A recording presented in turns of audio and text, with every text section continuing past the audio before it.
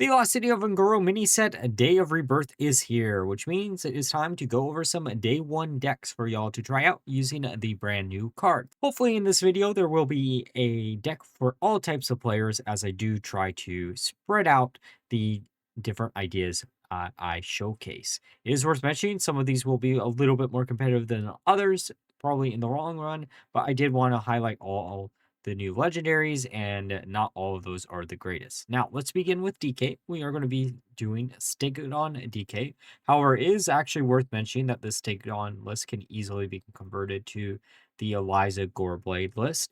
But the idea is we are going to be using the brand new card of Soul Rest Ceremony in order to give all our minions +1 attack and rush, while also making our minions be destroyed at the end of the turn. Making it where if you get a bunch of Stegodons off of your Awakeners of Souls or other revolving effects in this deck, you should be able to instantly pop them and not have to delay it for a turn or two.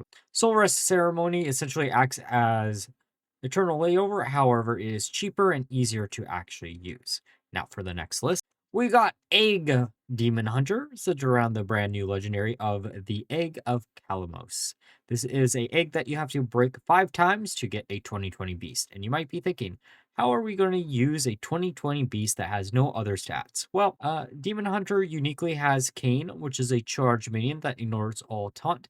Thus, if you can somehow pop this to get you the 2020 minion, you can then use a Dissolving Ooze on the 2020 and then slam the Ooze spell back down on Kane in order to almost OTK your opponent. However, the backup plan in this deck is we can use Rest in Peace and Return Policy as ways to get additional copies of the 2020 Beast that will be summoned off of this. Because even though the Beast doesn't really do anything by itself on one turn, it is still a 2020 minion that is going to be a must destroy for most opponents. Now for the next list. And if you didn't think we were smashing enough eggs with the last list, let's look at Egg Quest Druid. The idea behind this deck is Druid actually has quite a few different egg cards, including the brand new one of Long Neck Egg that whenever it is destroyed, all of your minions get +1/+1 and you summon a 1/2 beast. This will be easily drawn with the other new card of Holy Egg Bear.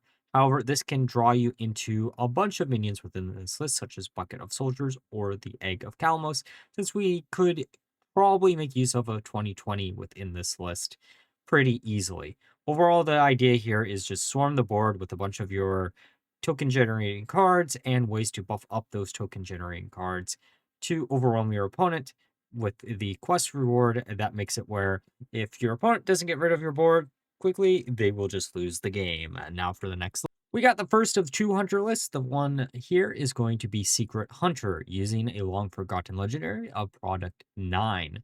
This will recast every friendly secret that has been triggered this game. You might be thinking, what secret is worth running this card? Well, Zephyrs can actually get us Ice Block, at least that's the hope and the dream. And if we can get Ice Block off of Zephyrs, then we essentially can stall out the game until late into the game, getting a lot of advantage off of the new legendary beast speaker, Taka, that discovers a legendary beast from any class to gain its stats, and then when it is destroyed, resummon it. Now, the thing that makes this kind of an interesting combo here is we now have Holy Egg Bearer in order to get into the mysterious eggs more consistently. That's making it easier to get additional copies of Project 9. Or with Tonka, we can use the Discover package in Hunter to get additional copies of whatever beast we might be discovering. And one of the best hits what we probably can get is going to be Agmarigan.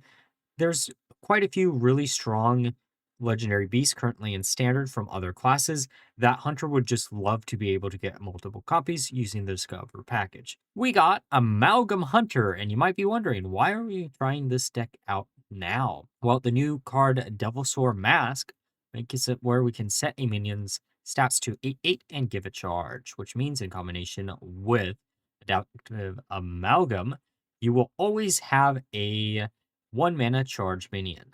And because we can easily stack some additional stats on this minion through things like Neri, making our amalgams into a 16/16. If we also slam down a Sailboat Captain, we essentially make a 32 attack minion, making it where we can easily finish off our opponent as long as they don't have a bunch of armor. This is a fun idea. I've been wanting to do something with Amalgam and Hunter for a while, but the Devil's Sword Mask is just the perfect opportunity to do so.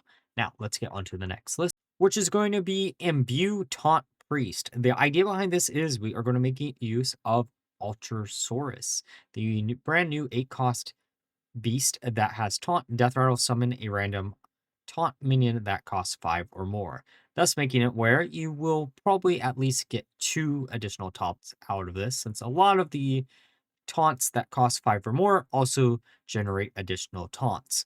It is worth mentioning we are going to be also trying to swarm the board a little bit using Carnivorous Cubicle on top of our Ultrasaurus. However, if we can't do that, we do have ways to resurrect this late into the game.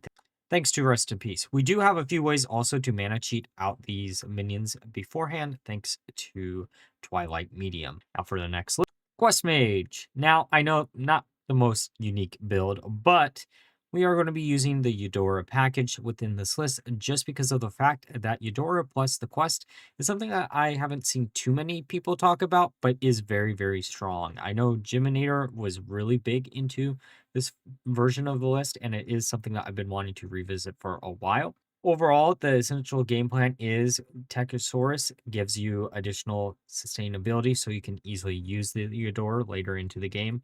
And since there are a lot of ways to make use of this card, you should be able to overwhelm your opponent with a lot of advantage thanks to it. Now for the next Quest Paladin, using Fire Gill as the new card within this list, which gives all your other minions rush, which is just insane for a deck like this. There is an argument to be running Mermy over the 9 Greenfin just because it has a little bit more synergy here. And you could, in theory, if you can find space, use the other new card for Paladin of Hatching Ceremony, just because this is a pretty decent effect for this. Overall, if you've been playing Quest Paladin, it plays exactly the same. However, you have at least one brand new card that will probably make the deck even stronger than it currently is. But you're here for the goofy decks, right? So let's go with Quest Rogue.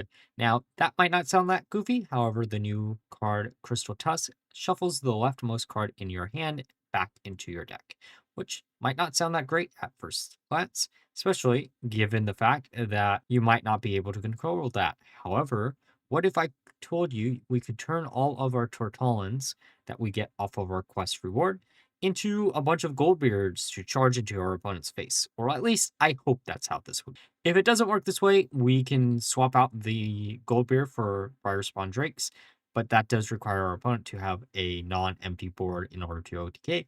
But the game plan here is we're going to be using Call for Arrow, hopefully after we draw through the majority of our deck, thus getting rid of all of the other minions, and then we can use a Crystal Tusk to slam back the Goldbeard or briarspawn Drake back into the list, slam down Call for Arrow once we have a bunch of minions on board, and then OTK our. It's probably not going to be the most consistent thing in the world, but it is funny, and it does let me showcase a card that I've been really wanting to do for a while now. Now for the next list, which is going to be Amalgam Draenei Quest Shaman. The idea behind this is I am really obsessed with making Draenei's work. I won't lie, that's the entire reason why we're doing this. However, Crater Experiment is a perfect Draenei not Draenei card. This card has Kindred, summon a copy of this. Draenei's work really well at buffing themselves up, and the quest for Shaman also deals with buffing up your individual minions, which means you should get double advantage off of the quest reward. And to get even more advantage, we can use both ESO and Shutterblock as ways to make it where either our quest reward or ESO will give all of our minions within our deck +6/+6 or up to 6 adaptabilities, making it where hopefully we can overwhelm our opponent with a bunch of humongous Draenei's that won't be able to be stopped. For Warrior, we have the Great Dracorex Warrior list. The idea behind this is both a beast and a dragon, making it where we can use things like Scub to Madness as a way to get additional copies of this, hopefully giving us access to a very control style of warrior list going into the late game, wiping out our opponent's board turn after turn, while also making use of things like Sandre and some of the more generic taunt support within Warrior in over to overwhelm our opponent with a bunch of huge statted minions that most people won't be able to deal with. I have actually pretty high hopes of this list and might be one of the first lists that we showcase on the channel. Now for the final list, which is going to be Bat Mask OTK Warlock. The idea behind this deck is we are going to be using the brand new card of Bat Mask that sets a friendly minion stat to 1/1, and then you fill your board with copies of it. There are a few ways we could take this OTK. The one that I end up going with is the Frostbitten Freebooter because I don't know for sure if the Kara interaction will work or not, but theoretically it could, and you could easily use Kara with the Abduction Warrior to OTK instead. The game plan here is a single mask on the freebooter will allow us to do 30 damage to our opponent's face if we slam down one Eternal Layover. However, if we slam down them both, we can do up to 60 damage, which should be enough to OTK most opponents. The game plan here, outside of that, is just stalling out with the Starship cards until we can get into this late game combo. I'm expecting this version of the list to work how I want it to, but again, you could try out Kara if you want to have some memes there. All right, so those are all the decks that I prepared. Let me know down below which ones you're most interested in playing with, or if you have some more unique, fun ideas than I did. I kind of had to rush this one together because I came back from vacation basically yesterday from when this is uploaded, but I think I came up with some fun ideas. So, like always, if you enjoyed the video, please like, comment, subscribe, and thanks. Bye.